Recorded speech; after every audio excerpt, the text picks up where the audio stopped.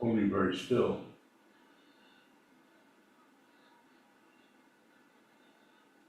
Observe. Just watch what moves without comment. Just observe.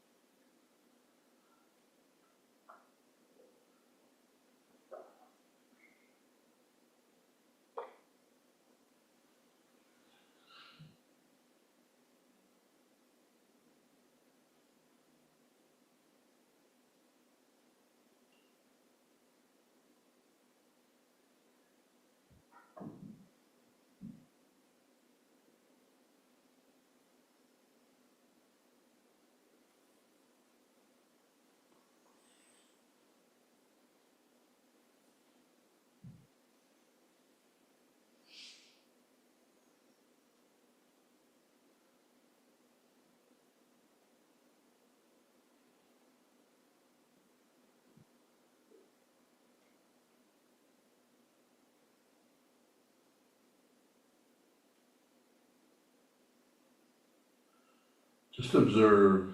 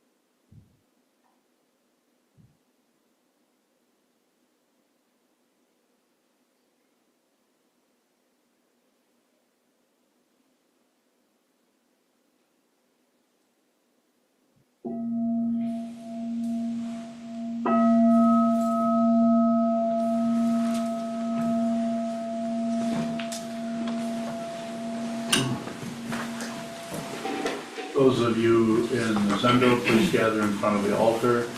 Those of you on Zoom, please turn toward your computer screen. Thank you.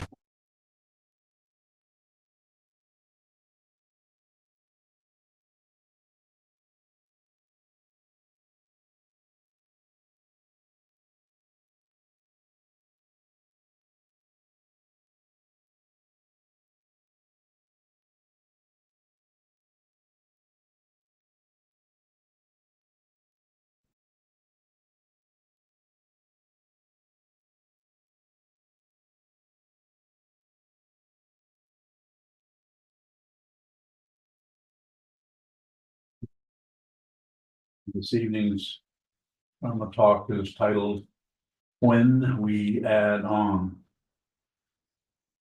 Now, it's totally appropriate to add on to something, to think about something, to see something arise in our mind or in our environment, in our living room, in our community, and add on to it.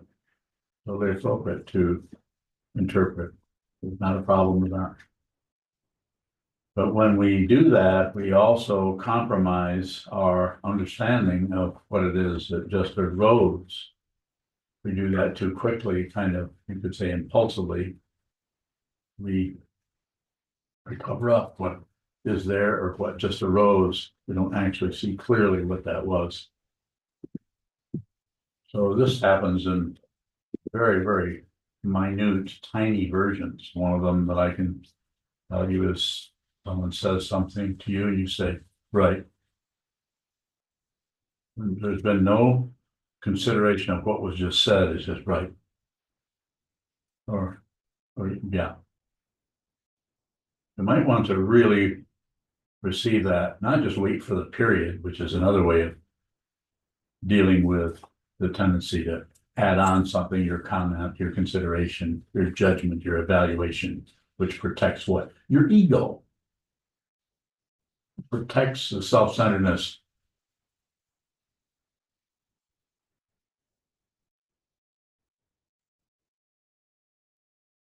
You see this all the time. And the way I teach this is not about stopping that. it will stop of its own, just the awareness. Just be aware that you're doing that. Just be aware that you're saying right or right. Sometimes we hear that one. Or I know, yeah, I know what you're saying. I follow you. And also there's the addition that doesn't come out through the vocal cords, but just is in your mind stream, much more subtle, but still it is an addition. Don't conclude anything. Give it a try for 3 days. Don't conclude it. Don't come to any conclusion at all.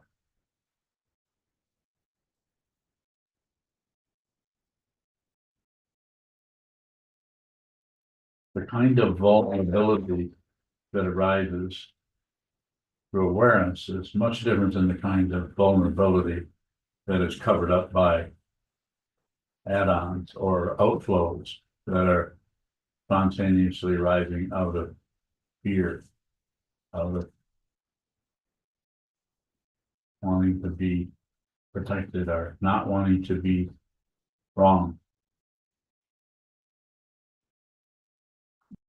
I don't have a lot of energy this evening, so please excuse me.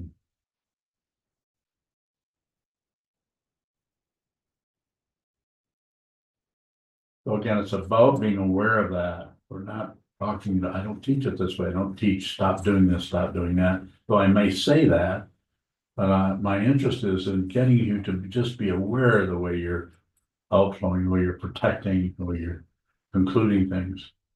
So getting you so you're aware of that.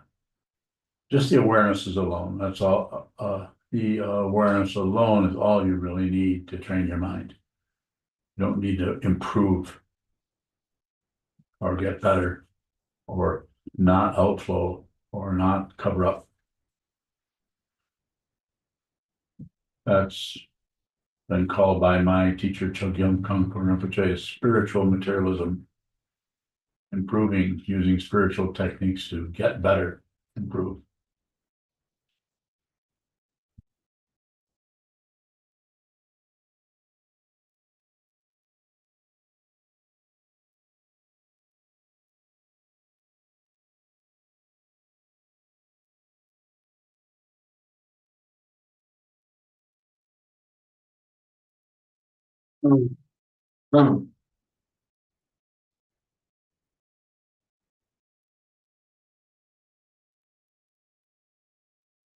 So when I say don't add, you might be able to just stop adding, possible. But also you could see how you can't quite control that it just comes up and the next thing you know, you're saying something or adding something or commenting on something.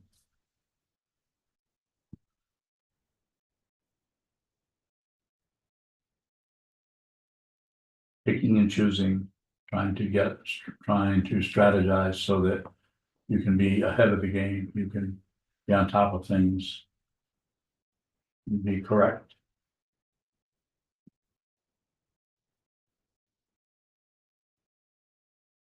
Well, I can continue talking, but I can also take some questions. Either way is fine with me.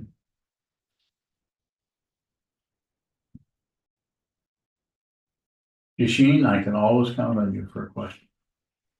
Yashin bowing. What is that awareness which comes, what is that vulnerability which comes from awareness? Bowing. You have to repeat that since I didn't understand the first couple of words. You distinguish two vulnerabilities, one which is covered, which comes from ego, and it's covered by ego, and the other one which comes when we are aware. So what is that second one? Bowing. Second one is not protecting anything. We don't care what happens. You don't care if you disappear. You're not concerned with outcomes because you know what are no outcomes. The first one is thinking something might happen. You're going to need to protect something. You're going to need to protect the illusion of a separate being who can be threatened, who is in danger, who might look bad, people who might not like.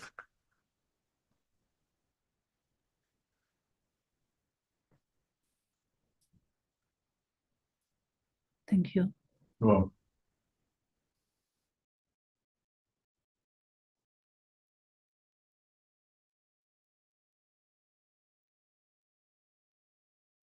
yes, You say the awareness alone is all you need to train your mind? yes, Does that mean that in chanting or studying other things in meditation, that we are practicing awareness? yes. Everything is awareness. Sevenfold Mahayana Puja is awareness. Offering to the teacher, the teaching of the community is awareness. Studying the Dharma. Any kind of creation completion practice is awareness. You're generating something, but the awareness is what is important there. Not the generation. The generation just helps us be aware of what we're generating or what is showing up. Awareness. And for a long time, the awareness will look like awareness of something, awareness of others.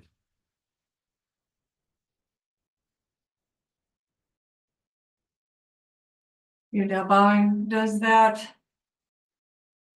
awareness, I mean, since there are activities, chanting or puja, Yes. does that start to carry over more easily than the awareness from sitting meditation? There's really no differentiation there. The differentiation is in the person who is practicing those. But fundamentally, there's no difference.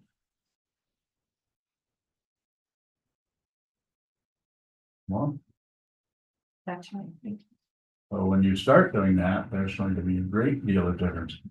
Being aware of the thoughts, being aware of the noises in the room, or in creation completion practice, awareness of the object, or if you're doing deity yoga, awareness of white Tara, and awareness of her image in front of you or on your head, and awareness of the mantra you're chanting, and awareness of your intention to save all beings or give everyone long life or good health, so on, the wisdom.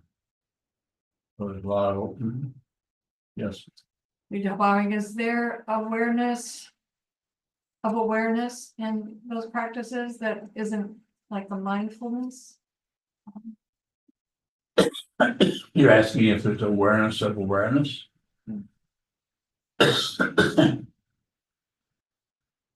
I don't think so. It's just awareness.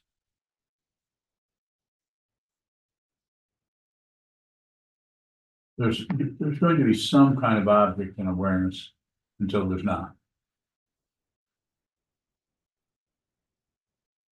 If there is an object in awareness, does that kind of cross over into a mindfulness practice? It could function that way. Could function in mindfulness or vipassana or shamatha vipassana. Could function anyway. Could function in guru yoga practice using or deity yoga.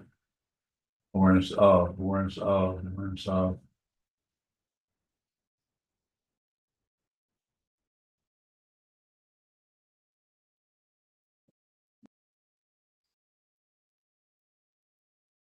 Anyone else in here?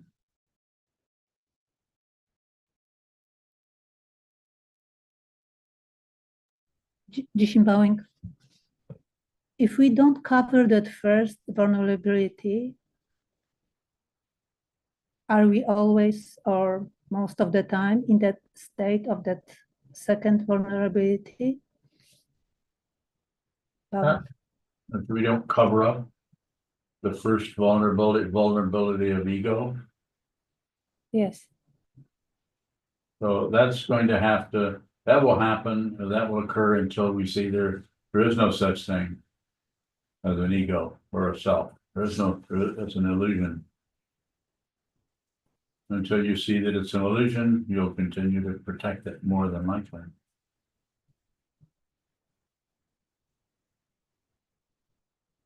So if we don't cover, we see that it's illusion? Is this what you are saying? No.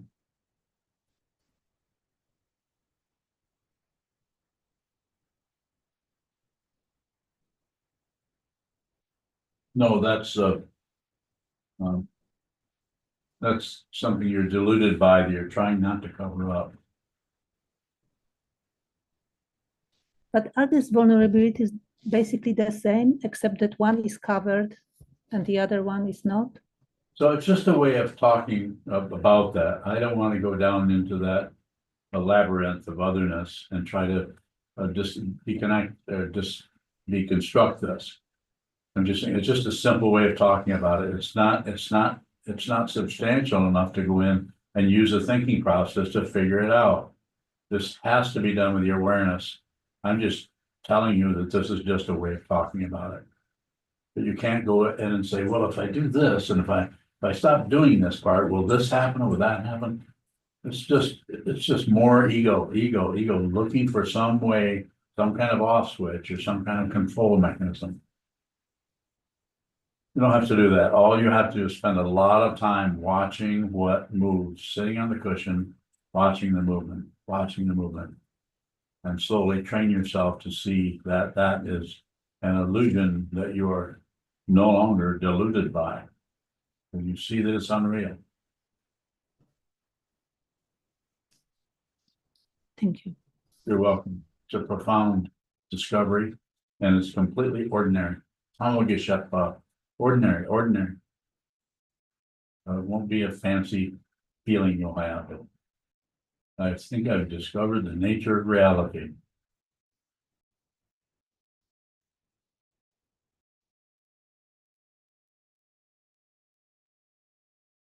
Any questions in here? When you're bowing, when we're on the cushion and your instruction is to watch what moves, is there a difference in what we see moving on the cushion and when we're off the cushion? I think there's quite a bit of difference. We're off the cushion, we're more distracted into fixing, repairing, filling up, emptying out. We're distracted into the relative nature of the illusion. So we're trying to work with it. We're trying to fix our truck. We're trying to do something.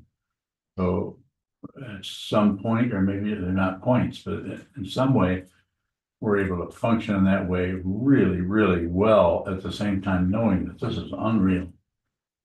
And when we see this unreal, we can operate with even more precision and expediency because we're no longer clouded with some kind of hope and fear about anything. We don't really care what happens. We just know what we need to do, what we need to move from here to there. And if it doesn't move, it goes as far and just falls apart. We see that we don't agree with it. That's ego, but we also don't object to it. We don't do anything with it. We just, whatever happens is what needs to happen.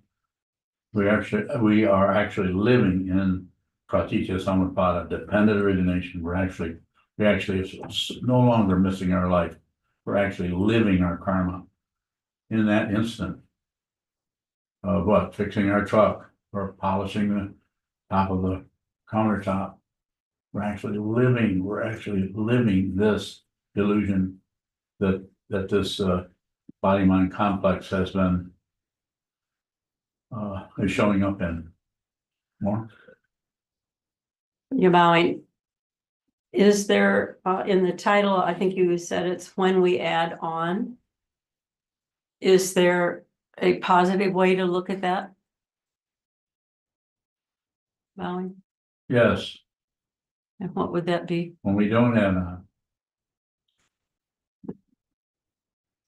When we add on, it confuses it, makes it just circular and flip this way and that way, and we're picking and trying to pick the right thing.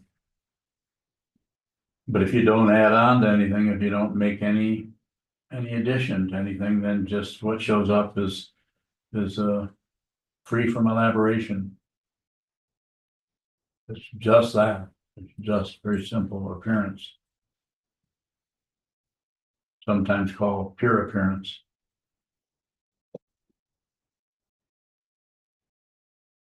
When you're bowing, is that apathy? No, When you say we don't care what happens, that's not apathetic. no, What is it? it's we're not concerned with outcomes. Apathy is thinking there's an outcome and not giving a shit about it. Not concerned with outcomes. If you want the ultimate understanding, there are no outcomes. But to say we don't care what happens is a way of working with the delusional part of the illusion. We don't care because we know that that's a delusion. We know that that's an illusion. Another way of saying it, nothing happens, nothing shows up. Does it show up as an illusion, but we're no longer deluded by it? If you're deluded by it, then you're trying to stop it, or you don't want the outcome. Or the only way you can work with it is just to say there is no such thing, or I don't care about it. Then that's you can get control of that is to be apathetic, and you don't care about it. So then it doesn't particularly bother you because you're ignoring it or have apathy, but you still think it's real.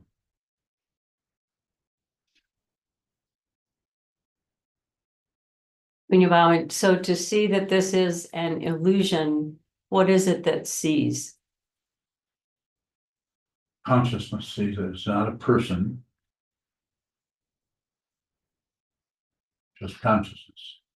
There's still a person here in the illusion that has ups and downs, has nerve endings, so that illusion is still functioning in the illusion, but we're not deluded by it. When you're bowing, but isn't it consciousness that creates that illusion? Well, probably, if you need a source, then that probably would be the most accurate one. Consciousness showing up as objects, just like the cloud showing up in the sky. The sky created the cloud.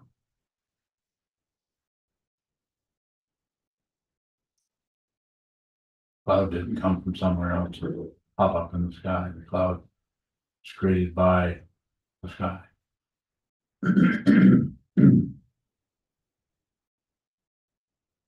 When you're bowing, is everything then created by consciousness? That's how it looks. And consciousness is a word. So,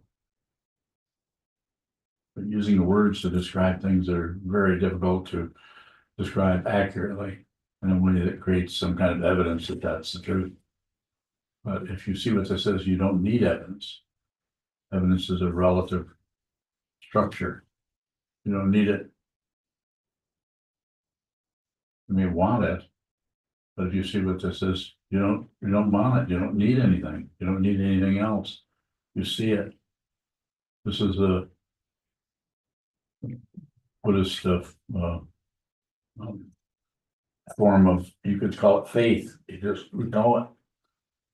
You know it. You don't doubt it. You're ready for anything to happen because you realize that anything that happens is unreal, including your own death, is not real. Nothing dies. It just changes form. Yes. Don't bowing? Can we be confused about something even if we don't feel confused or unclear? But I didn't quite catch all that. If what? Can we be confused about a situation even if we don't feel confused or unclear? That's happening everywhere. Yes, most people conclude something and think that this is real and don't realize that they're confused about it. And it takes a while to get to the confusion part. A lot of sitting meditation will take you into the confusion. You'll see that you believed in something that's unreal, untrue. So that's why ego gets frightened if it starts to get pushed into that darkness of not knowing what this is. Ego can get very, very upset and frightened and want some security, and it may go any direction to get it. Yes, So when we talk about confusion, is that the same as not seeing that this is an illusion? yes. And people will fight tooth and nail. They'll torture other people. They'll attack other people in order to defend their beliefs, their opinions, their ideas, their judgments about what they're seeing. They add on to what they're seeing because they don't like not knowing what that is. So they'll go into fighting. I have students who have been very, very violent in this direction because of what I'm pointing at. Even students, people who've been students for many, many, many years.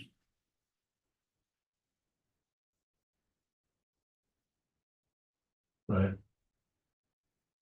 Are you, as the teacher, protecting anything?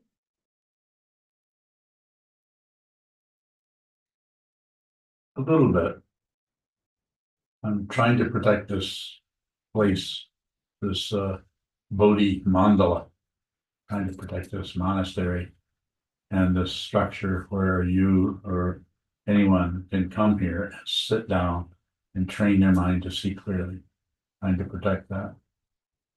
It's not easy when I have people trying to tear it apart based on their fear and their wanting to stop things and start things, including get rid of me. It's happened just recently. Someone trying to get rid of me because they believe their thoughts. They have no proof of anything. They just believe their thoughts and opinions, and they believe the gossip that's going around. Is there anything you are hiding or hiding from? Yeah, ghosts. Like, no, I don't think I'm hiding. It might look like I am. If you think I'm hiding, point it out. What am I hiding from? It doesn't look like anything. It doesn't seem like it, but then maybe I am. I've been accused or asked if I was afraid recently. I'm not afraid of anything. I'm not afraid of death. I'm not afraid of this whole monastery coming apart. This whole community completely collapsing. I don't think it's going to, but it might. It may. I can't do this without a sangha, without a community that helps me protect it. More? I'm looking at the area of vulnerability, and it seems like there are a lot of things that I try not to show up as, or things that I want to keep to myself. And I'm wondering if there's anything relatively like that for you. You paraphrase that. I'm stumbling around there. I'm a very slow thinker.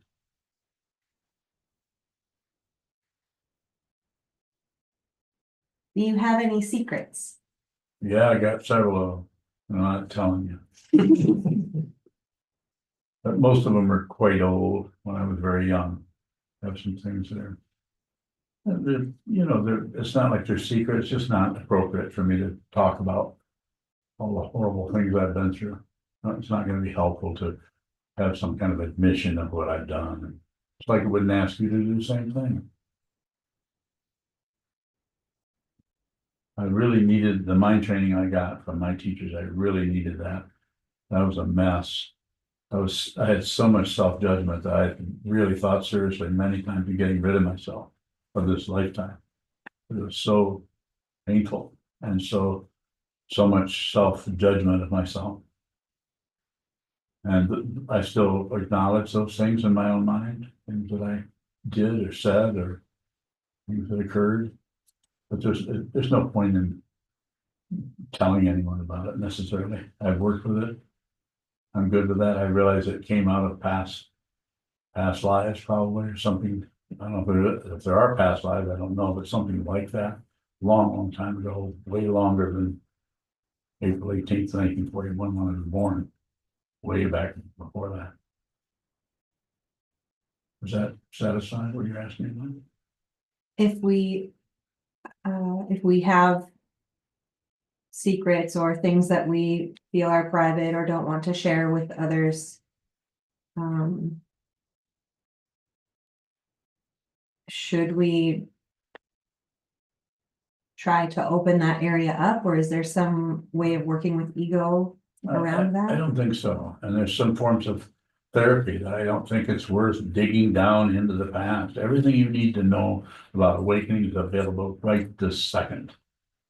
We don't need to go back and drag out stuff. It's not that that stuff isn't causing this, isn't something to do with the difficulty you're having this moment, but it needs to be addressed in the moment. Fundamentally, and I'm going to say this very strongly, there is no time. This is an illusion.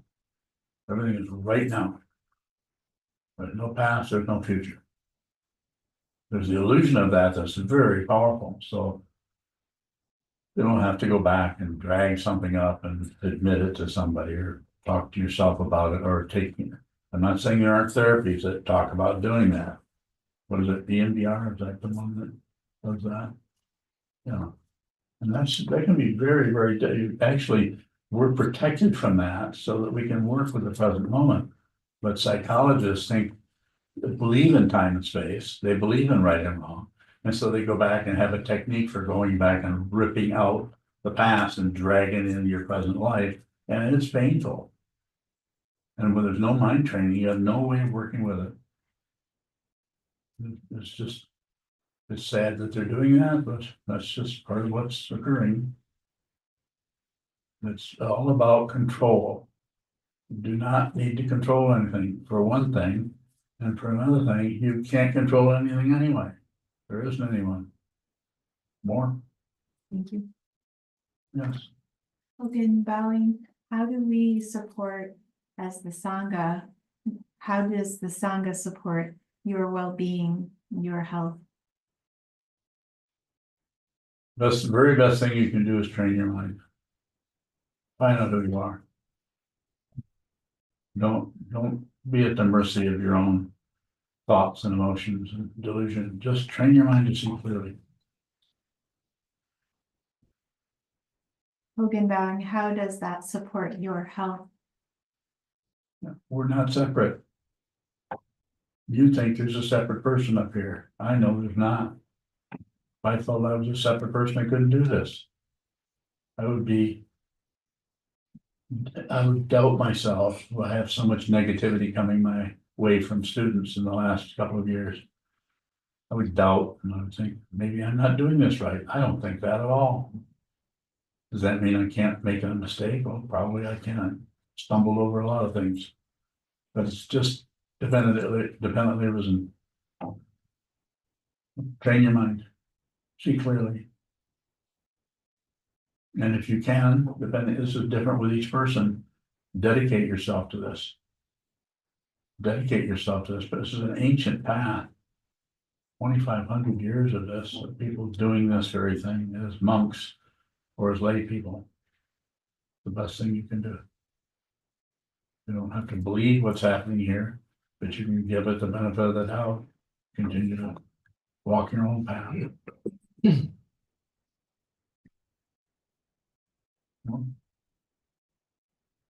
Hogan, bowing, will the strength and commitment of our practice lengthen your life? Doesn't matter. But it may. I don't know the causes and conditions behind that. But I'm doing the best I can to stay alive. I can only do so much. But the gesture of asking the teacher to remain is more about you, not about the teacher. That's about you saying, please remain. That's more about your energy coming towards the teacher. Perhaps that's helping the teacher remain. I did that a lot with my teachers and they both died. Especially the first one.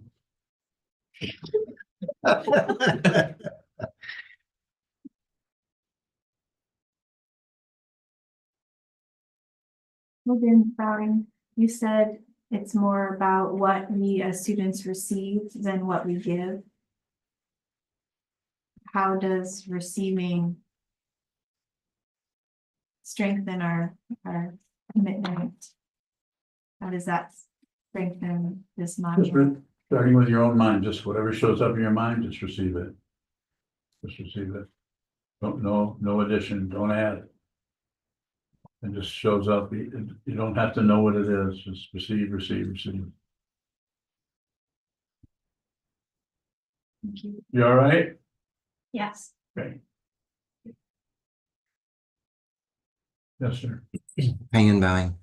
How would we know if we aren't living out of our karma? If we Bowing. aren't,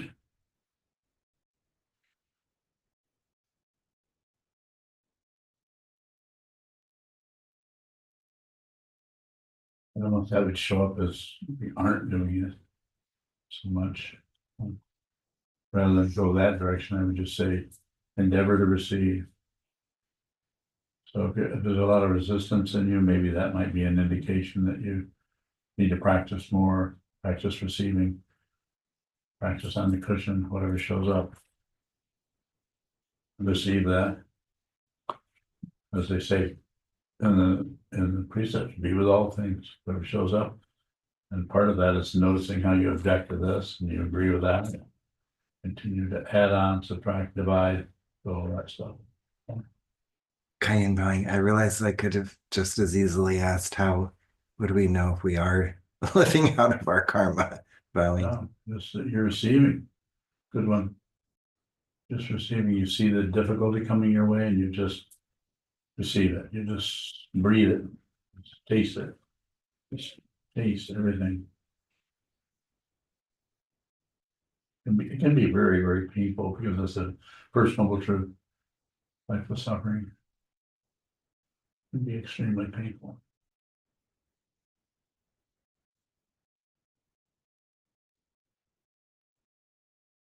Milka bowing. Question from Igor in Croatia. Igor bowing. Is that all that we should see, just that presence of mind where there is no sense of self? Bowing.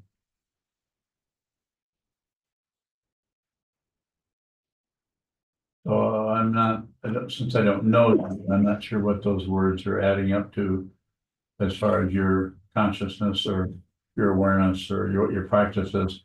But I would say you need to receive whatever shows up in the mind, not just the concept of the presence of mind.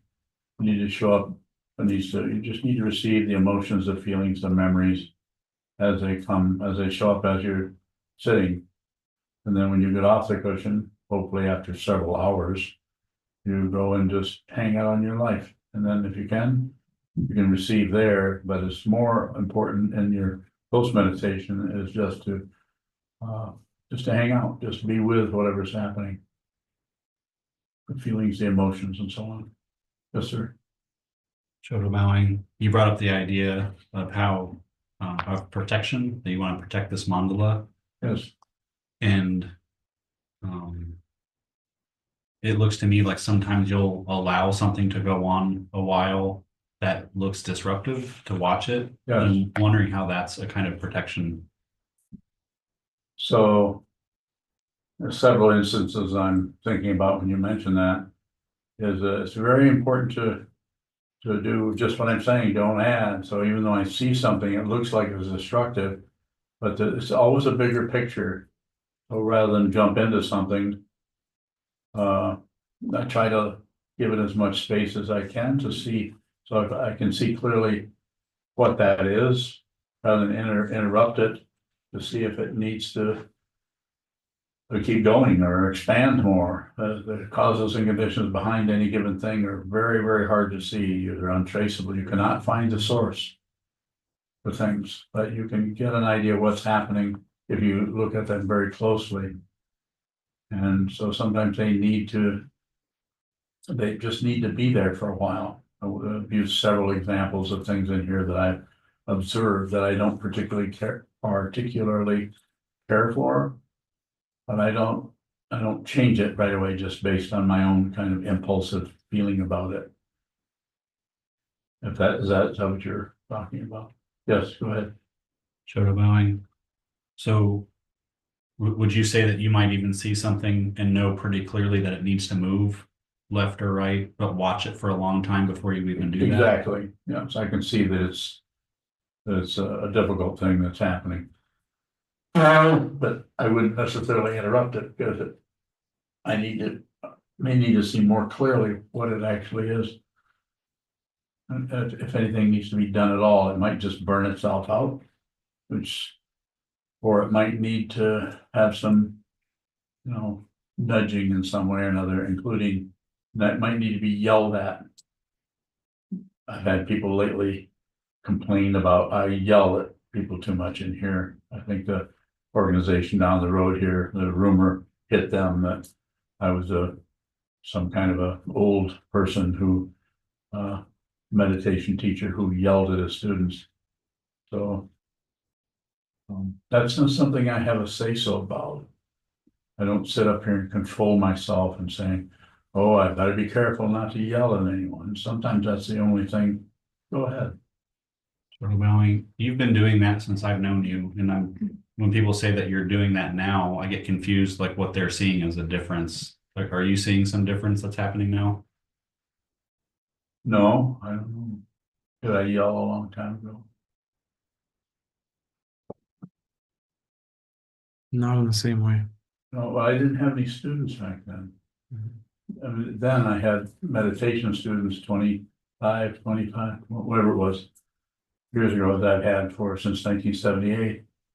And then I was teaching people how to meditate when I met Okinawa.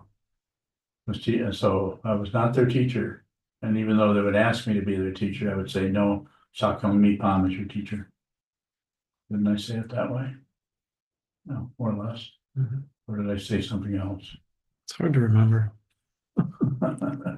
You're getting old, aren't you? Hard to remember. So, yeah, but then being functioning as a teacher, teaching out of what I'm looking at, I was not seeing it then. Now I'm seeing it, so I function differently. So I may, if I can see that no matter what I say or do, the person is still hiding out in the same old orange crate they've been in since I met them. Orange crate, you know what those are? They still have a few of those. And usually when I meet somebody within the first 1 or 2, maybe 3 interviews, I see where they're hiding. But I also see that they have to see it.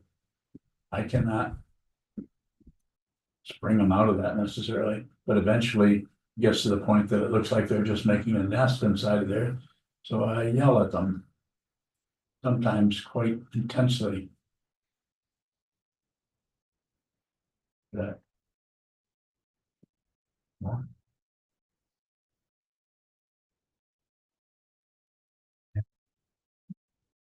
Any questions?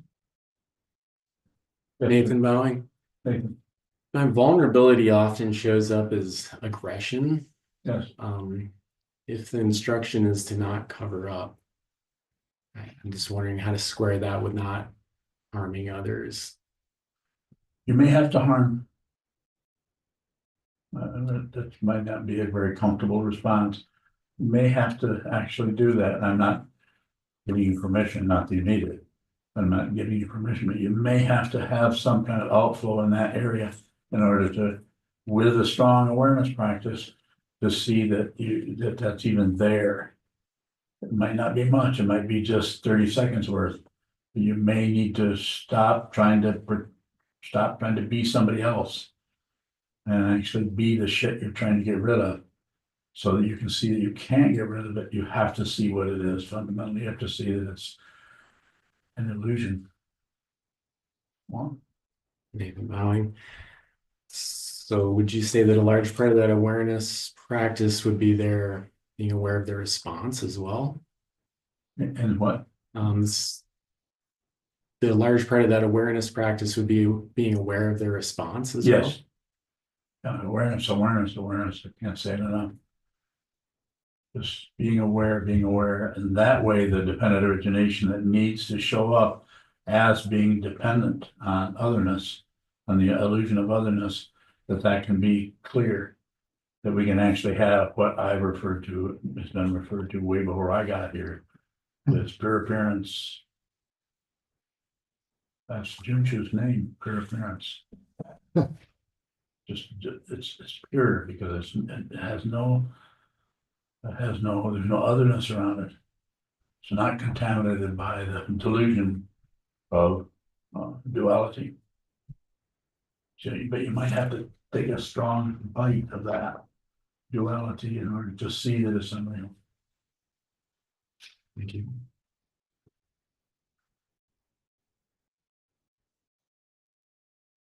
Anyone on the kaleidoscope?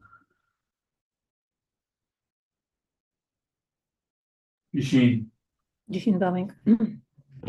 Following Hogan's question about protecting the teacher, which I believe that this is crucial for the mandala. But how can we in any way, beyond sitting and participating in the studies, can we protect mandala in any other way as well? Bowing. so I would say that participation with the Sangha who is studying the Dharma, that's why I've set this up. So there can be a strong community that studies the Dharma together.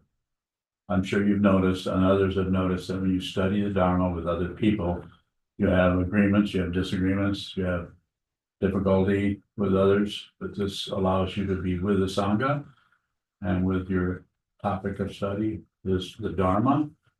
And then in our situation, we've set it up so that the teacher can come in for the last few minutes and respond to questions. It's a strong protection. You're actually studying the Dharma with the Sangha and with the teacher. That's a pretty strong protection.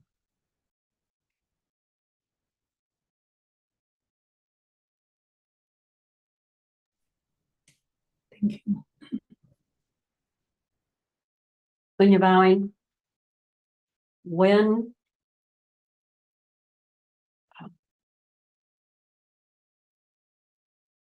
or will we know if we are respecting someone's confusion?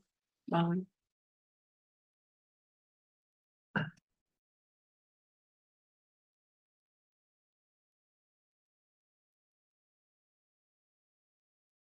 So that confusion that you're seeing may be your confusion you're projecting onto them.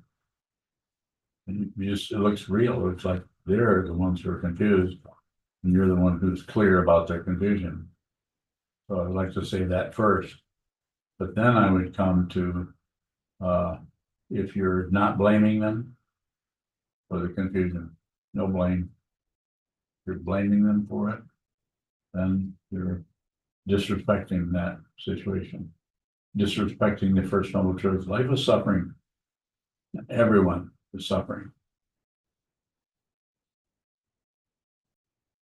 Whether they know it or not, they might be doing a very good job of covering it up. They might not realize they're suffering until the day in which they find out they're about to die. And then that's all that suffering comes out because they've not studied their true nature. They think they're going to live forever. I'm quite shocked that they're about to come to the termination of what they thought was their life.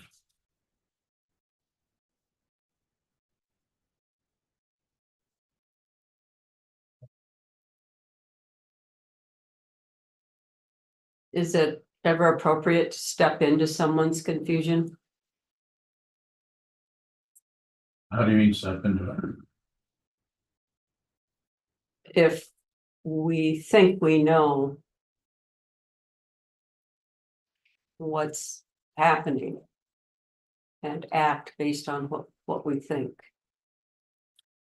Could be, it's very situational, so it's hard to kind of figure it out ahead of time, so I could give a response and say yes, but no, but yes, but no. Less is usually better, but if someone is coming at you with a whole clothes hamper full of dirty crap, you know, and throwing it on you or doing something like that, you may have to relate to it with skillful means. In other words, not too tight, not too loose. Be very respectful of one's confusion, otherwise you can't help them.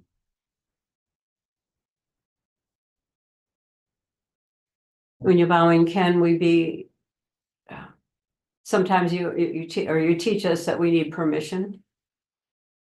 That we can't, or you can't, you don't teach unless you have someone's permission. I want to make sure that I have permission from them, because eventually the teaching, if you're looking at me, if I'm your teacher, the teaching is going to get very difficult.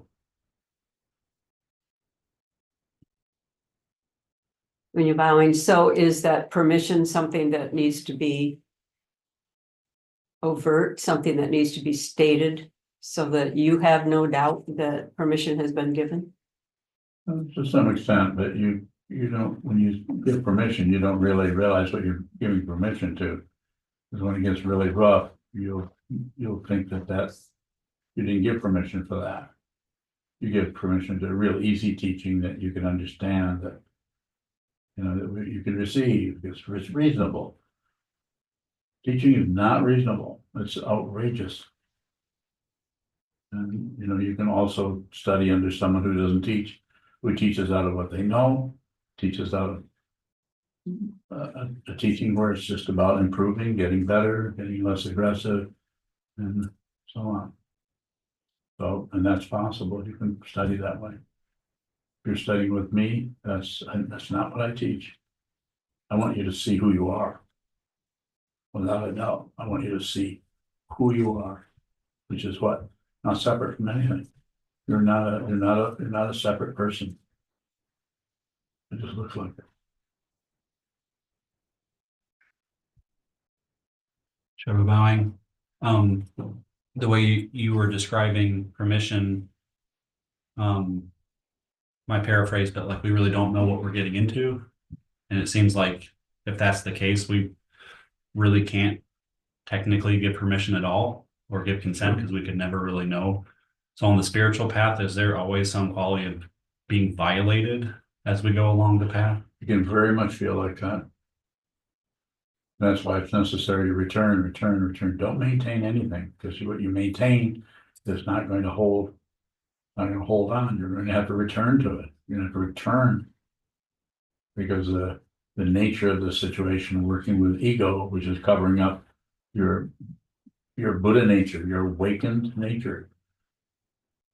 So you may have to return, and this is why something like the sevenfold Mahayana Puja or the prostration, or this is why some of these tantric practices are so long and complicated, so that you do hundreds of thousands of prostrations, millions of mantras, so that there's any self-centered situation that's happening there, it's getting drawn into the offering to the teacher, offering to the mandala, offering to the guru.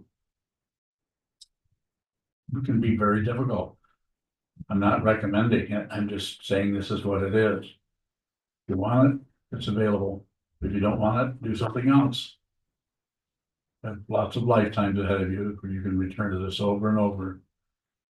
But no guarantee of anything. You could be born on, what's that one planet with all the aliens on it? Earth. Huh? What? That's quite funny.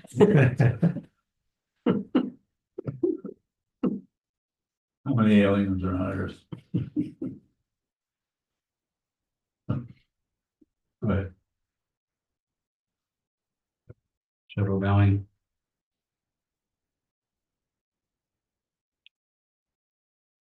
This is pretty abstract, so I want to try to ask it, but it seems like on the spiritual path, when it's one disappointment after another, any of those things can easily be misconstrued as abuse or Yeah. some line being crossed. Certainly can. And culturally, it seems like we rally behind the person, whether something happened or not, if they feel like they've been wrong. But as a spiritual community, is there ever a responsibility of the Sangha to stand up for the teacher, to someone who's been? It's very relative. We've had that experience here recently. Very relative. So just do what you can do. In that situation, I basically had to defend myself. It wasn't about defending myself. It's about teaching the person who was attacking me. And I don't know if they received it as a teaching or not. Probably not. You were there. Was it a teaching? I would say Or so. was it just the teacher being pissed off?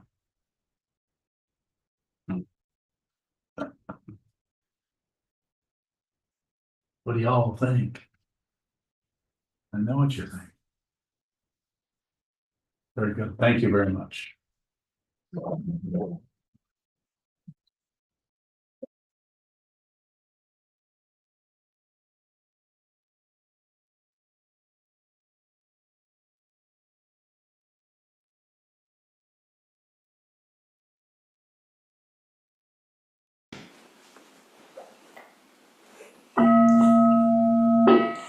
May the benefits penetrate into all places so that we and every sentient being together can realize the Buddha's way.